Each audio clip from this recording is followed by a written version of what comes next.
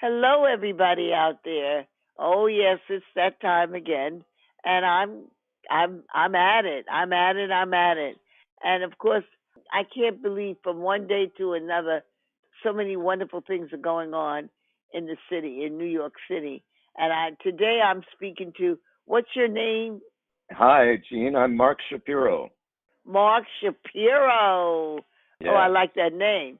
And me too. I like so, your Mark, name what's too. going on? Because our audience, we are like eager to know what's happening in the city. Great. Well, I'll tell you who I am and why I'm here, and thank you for having me. So, I am Okay. the music director and conductor of the Cecilia Chorus of New York. We are performing a concert this coming Sunday at Carnegie Hall. Oh This my coming my. Sunday, yes, Carnegie Hall. This coming Sunday, December 11th at 2 p.m. And we are singing music by Bach and then a Oh Carnegie Hall my. performance of a piece called The Ballad of the Brown King by the African American composer Margaret Bonds on Mhm. words by Langston Hughes that they wrote together in 1954. How fabulous! I'll tell you something. It's very unique and very different when I hear that opera or some sort of classical music done by blacks and created by the African American is going to be at Carnegie Hall. That in itself is an event, you know. It absolutely is an event. And we gave the first ever Carnegie Hall performance of this piece last year. And people have liked it so much that we decided to bring it back. Did you tell our musicians that you have a piece? Because I'd love to hear it, you know. So I think then you should come to Carnegie Hall and every and your audience should come to Carnegie Hall. Let me tell you how people can do that. So Okay. tickets are available at Carnegie Hall. You can go to carnegiehall.org and people Mhm. can buy tickets to hear that music. Well, let And me if they ask want, you this. Can you sure. tell us a little bit about who created the music? Oh, absolutely. It's really a wonderful story.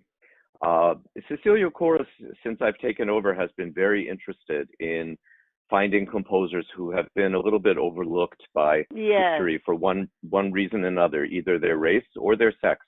So Uh-huh. Margaret Bonds had both of these challenges. She was a woman in what was then really a man's business, and she was black in what was in this country really then a white business. So she was enormously talented. She was the first black woman ever to solo as a concerto soloist with the Chicago Symphony in the 1940s and 50s. She really had quite a career. Then she was mainly in Chicago for a while. She went to Northwestern, and she was struggling because it was not a very welcoming institution, she thought, for black people.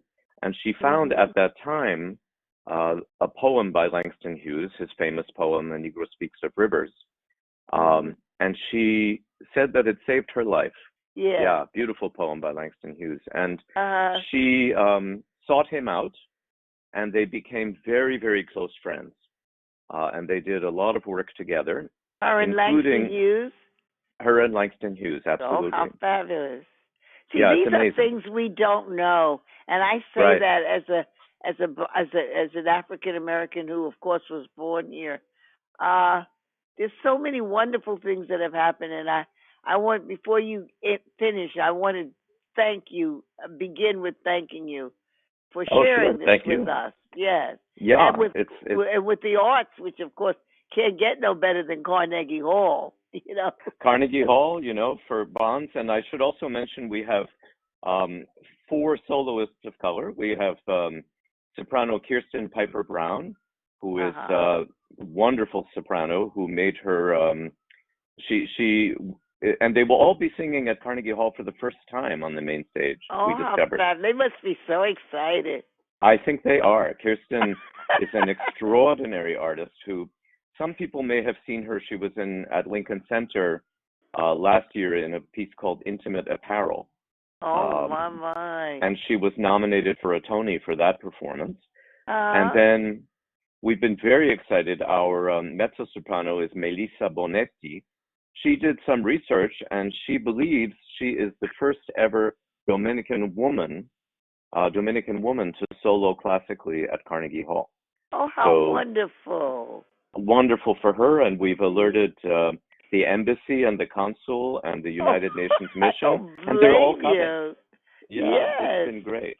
Why not let And we everybody know, right? And we hope a lot of absolutely, Hispanics are listening to the show this morning, and then they'll come as absolutely, well. yes. And then we have our tenor and our baritone, Aaron Crouch and Markel Reed. And we have a very diverse children's chorus that's joining us that comes out of Teachers College called Every Voice Generations. So it's a really wonderful concert. Well, I Can want I you tell to you? know Teachers College is my alma mater. No kidding. Okay. Yes, I went That's to great. Teachers. That's affiliated with Columbia. Right, exactly. Uh-huh. Can I tell you one story that I think your listeners Sure, I'd might love like? to hear it.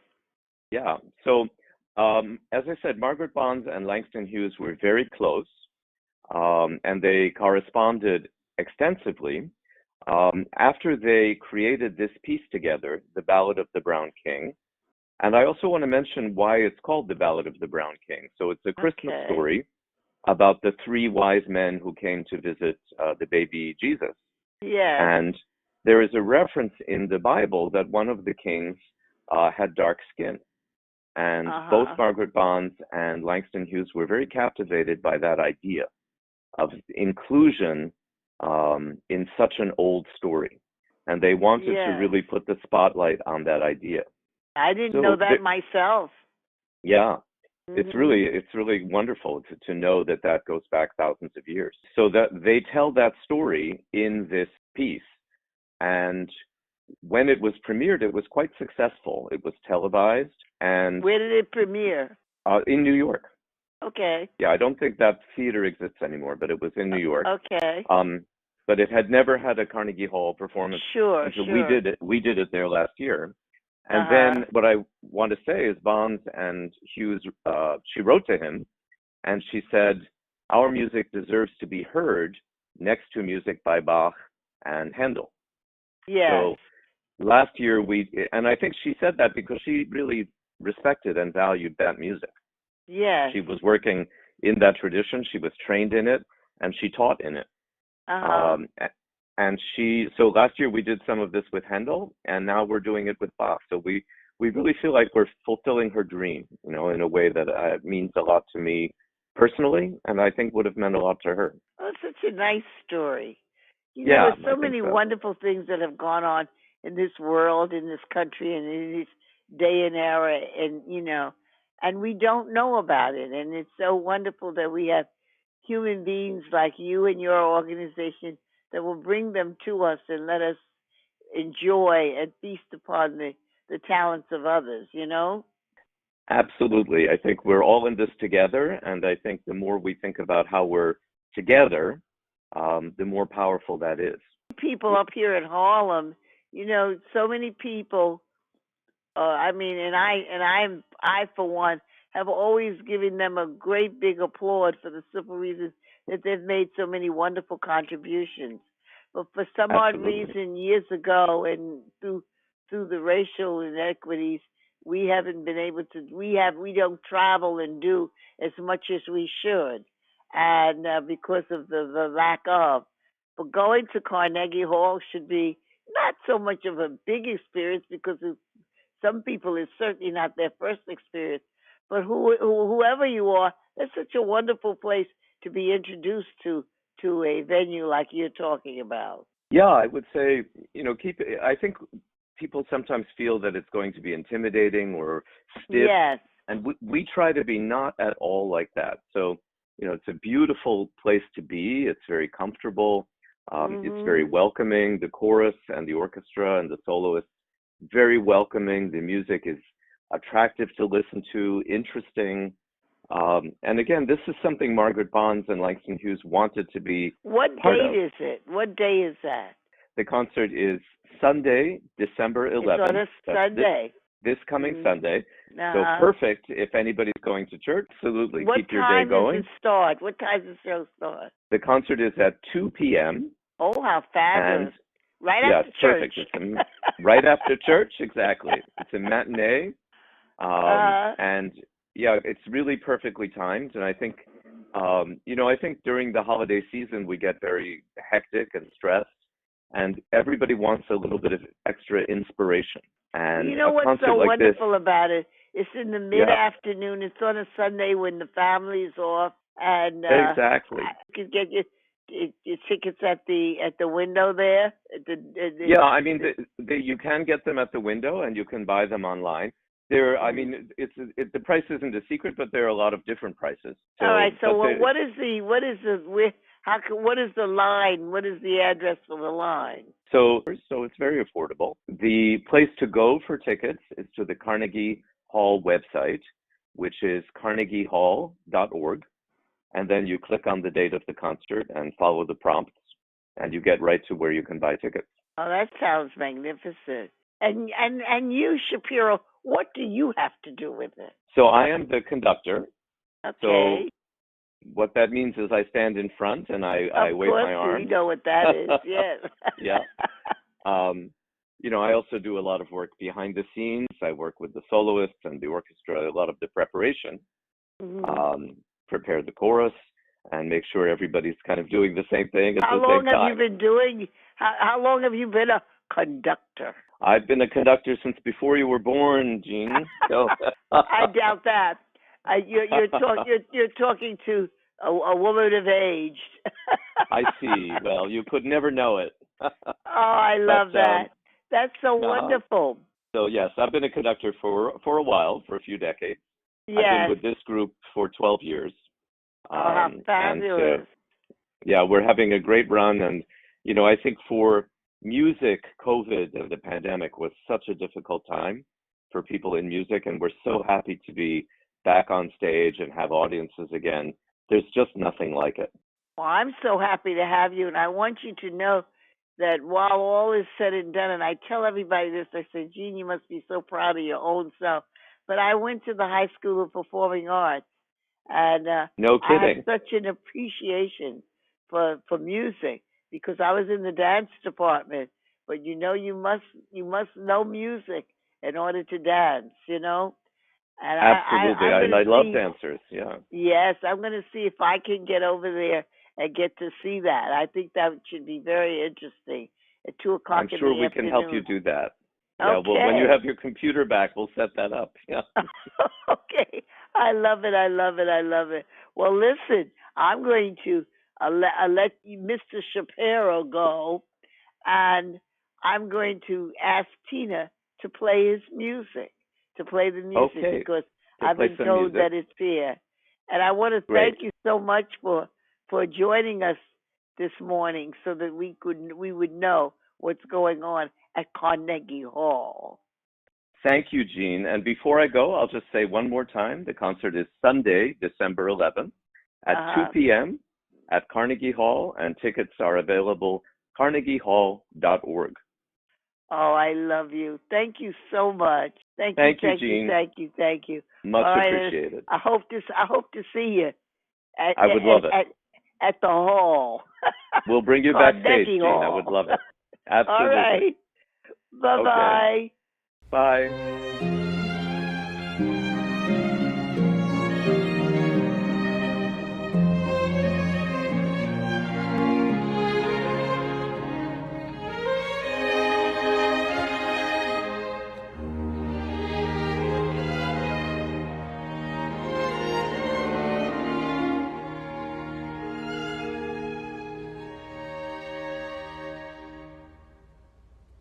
Of the three wise men who came to the king, one was a brown man, so they sing.